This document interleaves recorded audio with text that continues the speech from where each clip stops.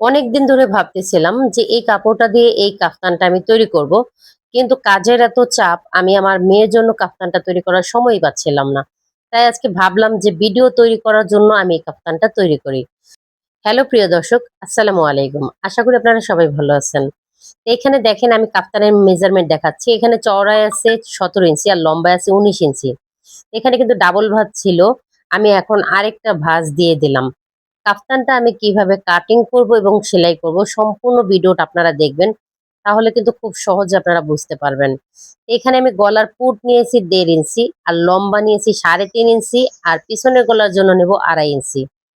আপনারা ভিডিওটা একটু লম্বা হলে কি করেন, স্কিপ করে দেখেন। স্কিপ করে দেখলে আপনাদের জন্য এত কষ্ট করে এই ভিডিওটা তৈরি করি, তখন আমাদের ভিডিওর রিচটা একেবারে ডাউন হয়ে যায়। তাই আপনাদের কাছে রিকোয়েস্ট করব, আপনাদের জন্যই তো এত কষ্ট করে ভিডিও তৈরি করি।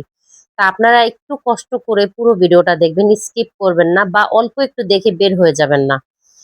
কারণ আপনারা যখন অল্প একটু দেখে বের হয়ে যান, তখন ভিডিওর শুরুতেই রিচটা একদম ডাউন হয়ে যায়, তখন ভিডিওটা আর গ্রো করে না। আর একটা ভিডিও তৈরি করতে আপনাদের জন্য কত কষ্টই না করি বলেন। এই যে একটা কাফতান, এই ড্রেসটা আমি কাটিং করেছি, সেলাই করেছি, কাটিং এর সময় ভিডিও করেছি, সেলাইয়ের সময় ভিডিও করেছি এবং এডিটিং করেছি, ভয়েস দিয়েছি। তারপরে আরো অনেক ধরনের কাজ থাকে। এত কষ্ট করি আপনাদের জন্য, অথচ আপনারা ভিডিওতে একটু দেখে বের হয়ে যান বা স্কিপ করে চলে যান। তা যাই হোক, আপনারা একটু ধৈর্য সহিত দেখবেন। এখানে কিন্তু আমি যে লম্বা পাইপিংটা নিয়েছি, এটা লেসের পরে যে পাইপিংটা জয়েন করবো সেইটা। আর এখন যে পাইপিংটা কাটিং করছি কোনাকুনি, এই পাইপিংটা কিন্তু গলায় নেক জয়েন হবে তার জন্য। আর প্রথম যে লম্বা পাইপিংটা, ওটা কিন্তু সোজা কাপড়ের পাইপিং ছিল। এখানে আমি দুইটা পাইপিং কাটিং করে নিয়েছি, গলার জন্য এবং ফিতার জন্য আমি পাইপিং কাটিং করে নিয়েছি। এখানে দেখেন অল্প একটু কাটিং করে নিয়েছি যদি গলায় শর্ট পড়ে সেজন্য। আর এখান থেকে আমি আরো একটা ফিতার কাপড় বের করে নেব। এই যে গলায় যে আমরা ফিতা দেব, সেই ফিতার জন্য এখান থেকে আরেকটা কাপড় বের করে নেব। আর এই কাপড়টা একটু 2 থেকে 2.5 ইঞ্চি চওড়া নিলে হয় কি, ফিতাটা খুব সুন্দর হয়। তা যাই হোক, এখানে দেখেন আমি আরেকটু কাপড় ফুল বানানোর জন্য এবং সামনে যে 2.5 ইঞ্চি কাটিং করেছি, সেই কাটিং এ যে পটিটা দিতে হবে সেজন্য কাপড়টা কাটিং করে নিয়েছি। তো কাফতানের কাটিং পর্ব কিন্তু শেষ হয়ে গেছে, এখন চলে যাব সেলাই করতে। আপনারা একটু ধৈর্য সহিত দেখবেন যে কিভাবে আমি সেলাইটা করছি।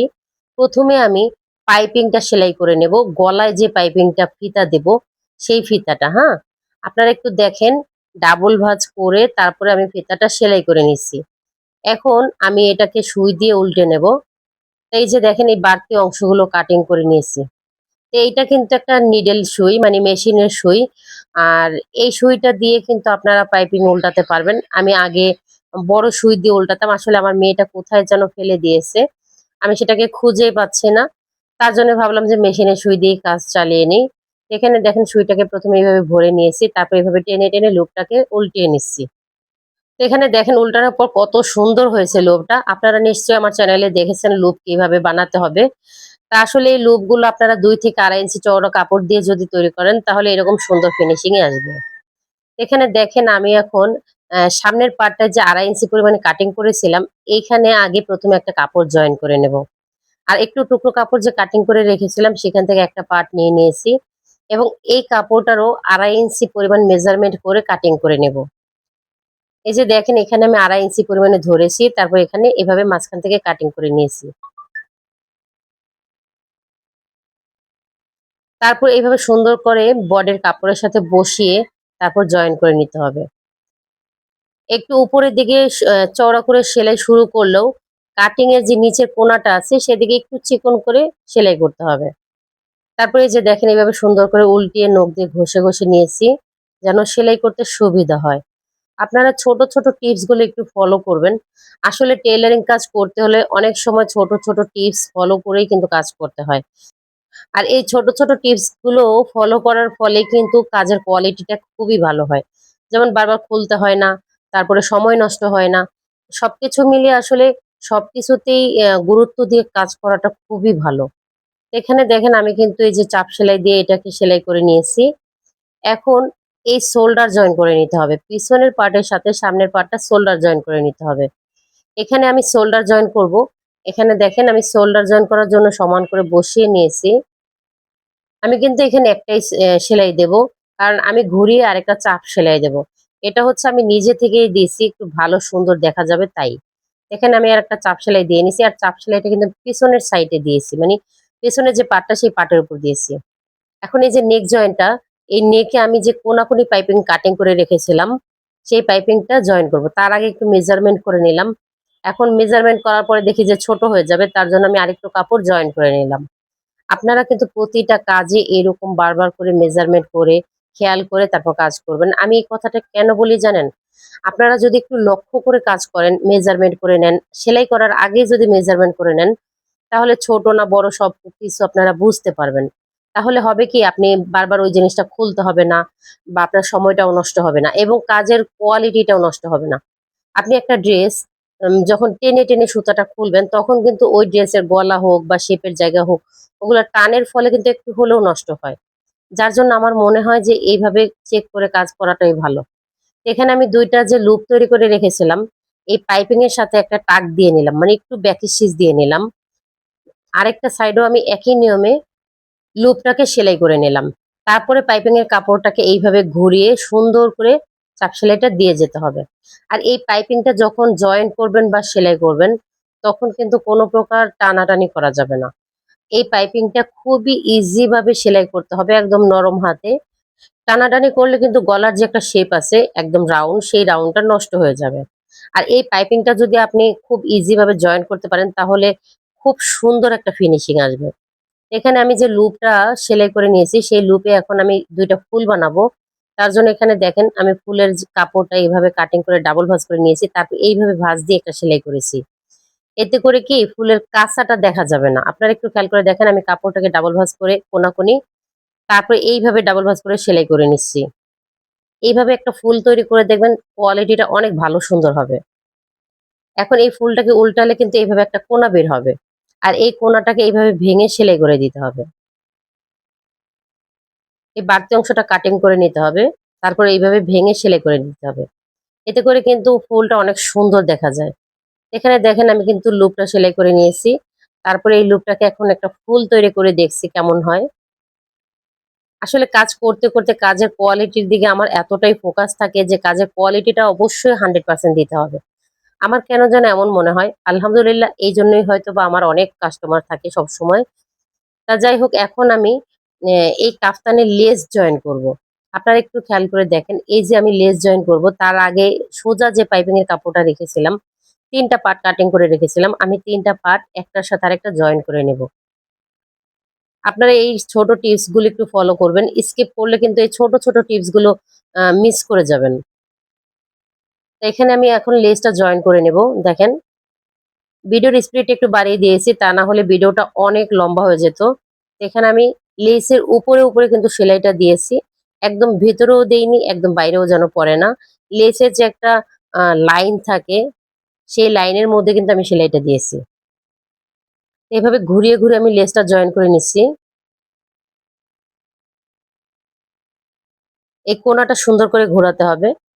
আর আজকে আমি যে কাফতানটা আপনাদেরকে তৈরি করে দেখাচ্ছি একদম মার্কেট স্টাইলে এই কাফতানটা আমি তৈরি করছি। এই স্টাইলে কিন্তু মার্কেটে কাফতান তৈরি করে থাকে। আর মার্কেটে যদি আপনারা যান তাহলে একটা কাফতানের মজুরি কিন্তু কমপক্ষে ৩০০ থেকে ৳৪০০ নেবে ছোট বাচ্চাদের। বড়দেরটা কিন্তু আরো বেশি নেবে।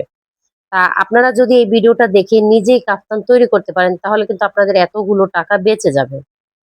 এখানে দেখেন আমি যে পাইপিং এর কাপড়টা রেখেছিলাম, পাইপিং এর কাপড়টা নিচে বসিয়ে আমি লেসের যে সেলাইটা দিয়েছি ওই সেলাইটাকে লক্ষ্য করে কিন্তু জয়েনটা করে নিচ্ছি। আপনারা একটু খেয়াল করে দেখেন আমি বডির পার্টটা উপরে রেখেছি এবং পাইপিং এর পার্টটা নিচে রেখেছি। আর বডি পার্টের সাথে যে লেসটা জয়েন করেছিলাম সেই সেলাইটাকে লক্ষ্য করে কিন্তু আমি পাইপিংটা জয়েন করেছি। তো এখন এই যে দেখেন পাইপিং এর কাপড়টাকে কিভাবে ভাঁজ করে নিচ্ছি। ভাঁজ করে এভাবে ভেঙে নিচ্ছি। বাড়তি যে একটু লেস ছিল সেই লেসটাকে ভেতরে দিয়ে দিয়েছি।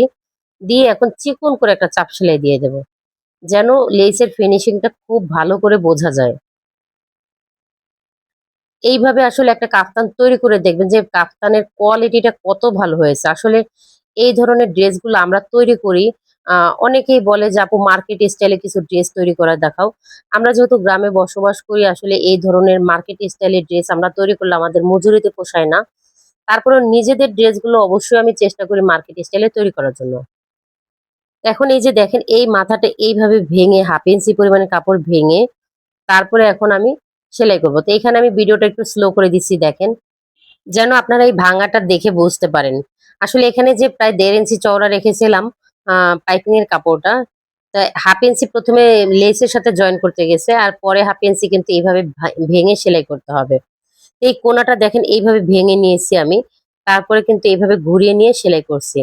এখানে প্রায় ১ থেকে ১.৫ ইঞ্চি পরিমাণ চওড়া থাকবে এই পাইপিং এর চওড়াটা। তাহলে কিন্তু কাজের কোয়ালিটিটা অনেক ভালো দেখা যাবে। এই কোণাটা আমি কিভাবে ভাঙছি একটু দেখেন। ১ম এ এইভাবে ভেঙে তারপর এভাবে একটু সেলাই করে নিচ্ছি। আর এই কোণাটা কিন্তু এইভাবে সেলাই করে নিতে হবে অবশ্যই। তা না হলে কিন্তু কোণাটা একটু ফাঁকা থেকে যাবে। এই যে দেখেন আমার কিন্তু কাফতানের চারোপাশে লেস জয়েন করা শেষ। এত সুন্দর হয়েছে কোয়ালিটিটা আসলে কি বলবো। তো যাই হোক আপনারা একবার ট্রাই করে দেখবেন এই স্টাইলে কাফতান তৈরি করা। এখন এই কাফতানে আমি মেজারমেন্ট কিভাবে নিব দেখেন। এলাস্টিক আমি ৯ ইঞ্চি নিচে একটা দাগ দেব। এটা হচ্ছে এলাস্টিক জয়েন করব তাই। এখানে আমি লেস থেকে ৪ ইঞ্চি দূরত্বে একটা দাগ দিয়েছি দেখেন। ২ পাশে কিন্তু আমি লেস থেকে ৪ ইঞ্চি দূরে দাগ দিয়েছি। এবং এই মেজারমেন্টে কিন্তু আমি এলাস্টিক জয়েন করব। একই মাপ কিন্তু আমি ২ পাশেই নিয়ে নেব। তো এখানে আমি এলাস্টিক নেব ৭ ইঞ্চি পরিমাণে। ৭ ইঞ্চি পরিমাণে এলাস্টিক নেব। এখানে ৯ ইঞ্চি পরিমাণে কাপড় আছে। ২ ইঞ্চি পরিমাণে কিন্তু এই এলাস্টিকে কুচিটা নিয়ে নেবে। এখানে দেখেন আমি এই এলাস্টিকটাকে সমান করে ধরে তারপর সেলাই করে নিচ্ছি। যে দাগ দিয়েছিলাম ওই দাগে দাগেই কিন্তু সেলাইটা করতে হবে।